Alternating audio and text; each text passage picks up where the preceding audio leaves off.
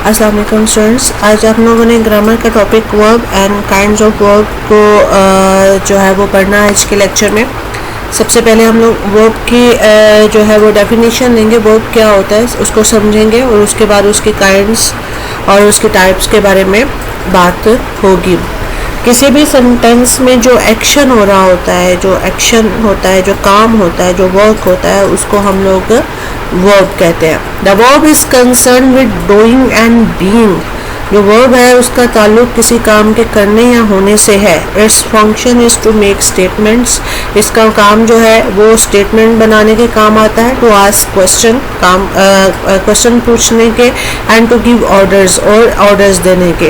It is the key word in every sentence. किसी भी sentence का जो बुनियादी लफ्ज़ होता है वो वर्ब होता है। किसी भी सेंटेंस में जो एक्शन हो रहा होता है, जो काम हो रहा होता है, उसको हम लोग वर्ब कहते हैं। A verb sometimes consist of two parts। जो verb होता है किसी भी जुमले में वो बाजू का दो हिस्सों पर मुश्तमिल होता है। ये नीचे दो सेंटेंस आपको दिए गए हैं। I can run, I shall give you a book। इसमें दो वर्ब है। एक जो है वो हमारा मेन वर्ब है और एक जो है उस मेन वर्ब को क्या कर रहा है, हेल्प कर रहा है। उसके एक्शन की जो स्टेट है, वो एक्शन किस तरह हो रहा है, उस एक्शन को वाजिया कर रहा है, तो इस वजह से वो हेल्पिंग वर्ब कहलाता है। जैसे कि आप पहले सेंटेंस में आई कैन रन, तो यहाँ पे जो रन है, और दूसरे सेंटेंस में आई शैल गिव, ये आपके प्रिंसिपल वर्ब यानी कि मेन वर्ब है, और इसके साथ जो इनकी स्टेट को जाहिर कर रहे हैं कि वो एक्शन किस तरीके से हो रहा है, आया कि वो मुकम्मल है एक्शन, वो कंटिन्यू फॉर्म में है, वो किस या वो परफेक्शन में है, तो वो ये जो आपके हेल्पिंग वर्ब है ये इसको वाजिया करें। इनको एक्सिलरी वर्ब्स भी कहते हैं और इनको हेल्पिंग वर्ब भी कहते हैं। अब जो वर्ब की जो टाइप है, वर्ब जो है वो दो टाइप का होता है। ट्रांजिटिव वर्ब होता है और इनट्रांजिटिव वर्ब होता है। सबसे पहले हम लोग ट्रांजिटिव वर्ब के बारे में पढ़ लेते हैं। ट्रांजिटिव ट्रांसफॉर्मेशन से आया है, ट्रांसफर होने से आया है। जब एक वर्ब जो है, जो एक्शन होता है, वो आपके सब्जेक्ट से ऑब्जेक्ट तक की तरफ मुंतकिल हो जाता है, यानी कि आपके वर्ब के बाद आपका ऑब्जेक्ट मौजूद होता है, उस वर्ब को हम लोग ट्रांजिटिव वर्ब कहते हैं। ट्रांसफ़र हो जाता है, उस ट्रांसफॉर्मेशन वर्ब को हम लोग ट्रांजिटिव वर्ब कहते हैं।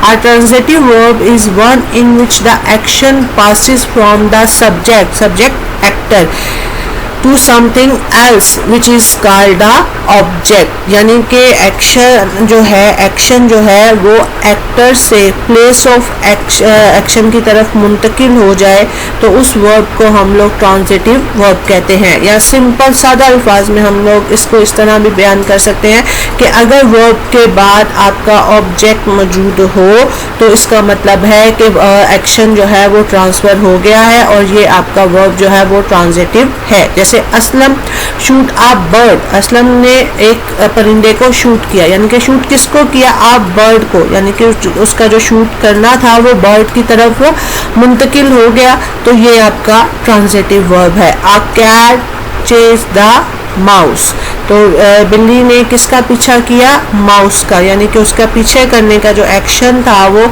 चूहे तक मुंतकिल हो गया, तो ये भी आपका ट्रांजिटिव वर्ब है। इसके बिल्कुल ऑपोजिट, यानी कि अगर आपके वर्ब के बाद ऑब्जेक्ट मौजूद ना हो, यानी कि एक्शन ट्रांसफ़र ना हो, तो उस वर्ब्स को इनट्रांजिटिव वर्ब्स कहा जाता है। Those verbs which do not require an object are called intransitive verb. For example he runs, वो भागता है। कहाँ भागता है, ये हमें नहीं पता। उसके भागने का एक्शन जो है वो कहीं भी ट्रांसफ़र नहीं हुआ, तो दैट्स वाई ये पूरा सेंटेंस तो है लेकिन ये जो वर्ब है ये इनट्रांजिटिव वर्ब है। द चाइल्ड स्लीप्स, अगर ये होता the child स्लीप्स on the bed, तो इसके स्लीप होना, उसके एक्शन जो था वो बेड पर हो रहा था, तो ये ट्रांजिटिव होता, लेकिन इसके बाद ऑब्जेक्ट मौजूद नहीं है। स्लीप के बाद, एक्शन के बाद जो है वो ऑब्जेक्ट मौजूद नहीं है, तो दैट्स वाई ये आपका इनट्रांजिटिव वर्ब है।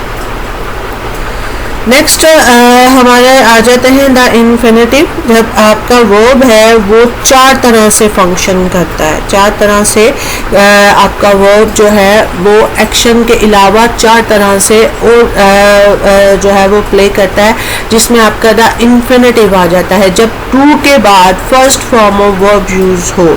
जब टू के बाद first form of verb use हो और वो as a noun function play कर रही हो वो फॉर्म, तो हम उसको द इन्फिनेटिव कहते हैं। It is the name of the verb and is usually proceeded by the verb to. It can also be, ये किस तरह वर्ब के तौर पर भी यूज हो सकती है, लेकिन it can also be used as a noun, ये नाउन के तौर पर भी इस्तेमाल की जा सकती है। Example, to error is human, गलती करना, टू एरर ये एक आपका एक्शन था, इसको एज अ नाउन ये यहाँ पर इस्तेमाल हो रहा है। तो गलती करना इंसान इज ह्यूमन, ये एक इंसानी खासियत है। टू राइज, टू के बाद first form of verb use हुई तो यहाँ पर ये इन्फिनेटिव है। जो दूसरा प्ले करता है वर्ब रोल वो है पार्टिसिपल्स का। पार्टिसिपल्स दो तरह के होते हैं, प्रेजेंट पार्टिसिपल और पास्ट पार्टिसिपल। सबसे पहले हम प्रेजेंट पार्टिसिपल को समझ लेते हैं कि प्रेजेंट पार्टिसिपल क्या होता है। अब जब वर्ब की कंटिन्यूस फॉर्म या फोर्थ फॉर्म ऑफ वर्ब, या ऐसे कह सकते हैं कि वर्ब के साथ जब आईएनजी आ जाए, वो as a apparently fourth form of verb हो, लेकिन उसका फंक्शन जो हो वो क्या हो, वो as a adjective role play कर रही हो। एडजेक्टिव क्या होते हैं? एडजेक्टिव किसी भी नाउन की क्वालिटी को शो करते हैं, यानी कि वर्ब की आईएनजी वाली फॉर्म किसी नाउन की क्वालिटी को शो कर रहा हो, तो इसको हम लोग क्या कहते हैं? प्रेजेंट पार्टिसिपल कहते हैं। इसी तरह पास्ट पार्टिसिपल क्या होता है? पास्ट पार्टिसिपल में ये हो जाता है कि वर्ब की सेकंड या third form as a adjective role play कर रही हो, तो उसको हम लोग पास्ट पार्टिसिपल कहते हैं। इसमें आप लोग देख सकते हैं कि इसके डिस्क्रिप्शन में एक सेंटेंस दिया गया है, Aslam gazed at the burning tree.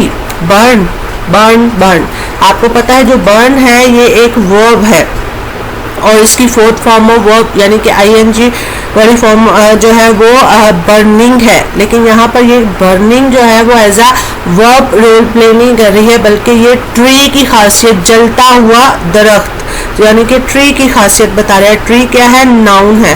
तो यहाँ पर burning as a adjective role play कर रहा है, तो यहाँ पर ये प्रेजेंट पार्टिसिपल है। नीचे हम लोग फिर एक एग्जांपल देते हैं, he give a written statement, right, wrote, written, ठीक हो गया। लेकिन क्या हुआ, यहाँ पे मेन वर्ब आपका गिव है, लेकिन रिटन लिखी हुई स्टेटमेंट, तो यहाँ पे जो रिटन है वो आपके स्टेटमेंट यानी कि नाउन की खासियत बयान कर रहा है, यानी कि यहाँ पर ये as a adjective role play कर रहा है, तो दैट्स वाई यहाँ पर ये पास्ट पार्टिसिपल है। इसी तरह नेक्स्ट एग्जांपल में आप देख सकते हैं, ही shoot a flying eagle.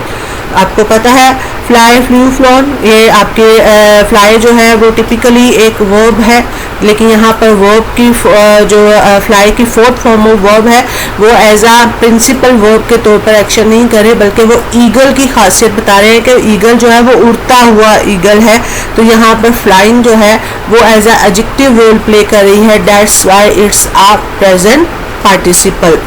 This is a forgotten story, तो यहाँ पर ये फॉरगॉटन जो है वो आपका पास्ट पार्टिसिपल है, यानी कि जो वर्ब है चार तरह से रोल प्ले करता है इन्फिनेटिव में। यहाँ पर टू के बाद फर्स्ट फॉर्म ऑफ वर्ब आ जाती है और वो as a noun role play कर रही हो।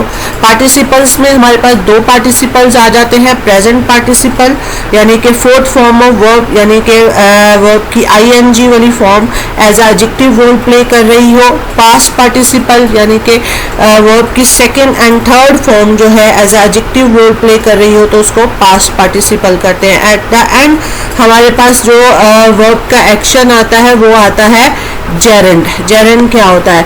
अ जेरेंड और a verbal noun is a part verb and part noun, यानी कि जेरेंड जो है वो क्या होता है? वो आधा वर्ब होता है और आधा नाउन होता है, यानी कि स्ट्रक्चर वाइज अपेरेंटली तो वो होता वर्ब है, लेकिन फंक्शन जो वो प्ले कर रहा होता है वो फंक्शन नाउन का प्ले कर रहा होता है।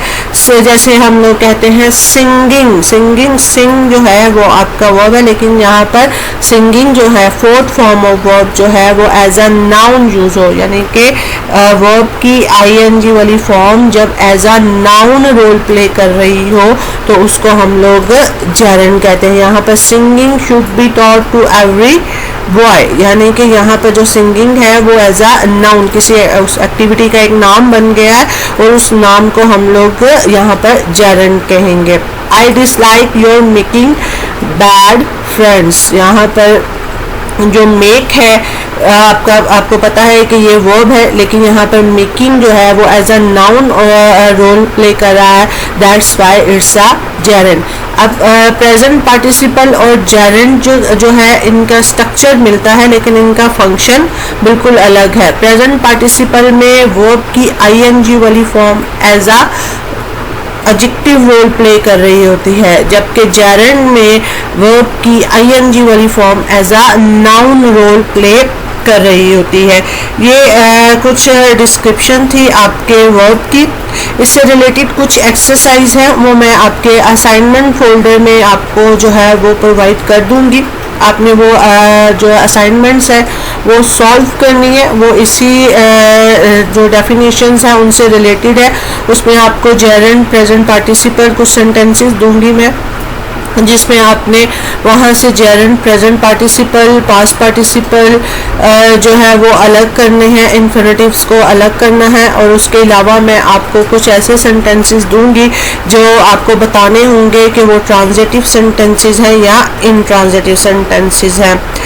इससे रिलेटेड अगर कोई क्वेश्चन हो तो आप डिस्कशन फोल्डर में जो है वो क्वेश्चन पूछ सकते हैं, और असाइनमेंट फोल्डर से अपनी असाइनमेंट्स लेकर आप उसको सॉल्व करें। अल्लाह हाफिज़।